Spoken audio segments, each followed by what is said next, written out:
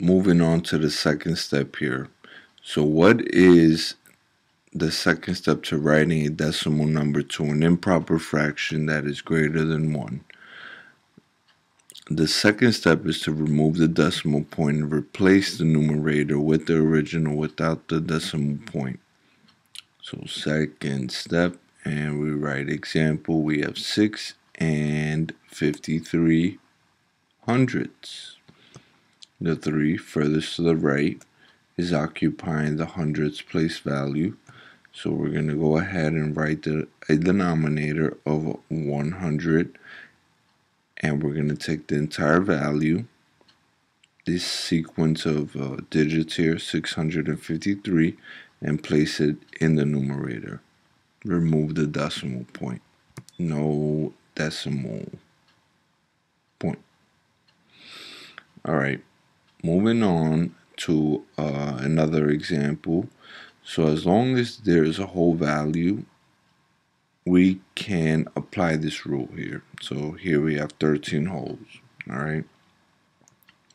And there's also a negative value. So here we have negative 13 and 301 10,000ths. Here, let's write this out here. Evaluating the right side of the decimal, we see the 1 at the utmost right, and it's occupying the 10,000ths place value. So we have a denominator of 10,000. For our numerator, we just simply write the entire sequence of numbers, 130,301 as the numerator.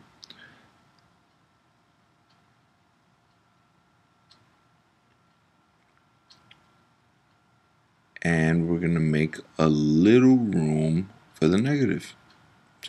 Simply drop the negative there. One more example, and then we'll move on to the third step. The third step will be simplifying, if possible. So our last example here, we have 5 and 671 thousandths. There you go. 1 occupying the thousands place value.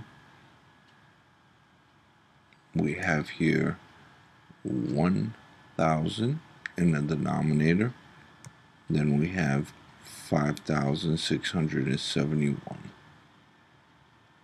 No decimal point. Remove decimal point.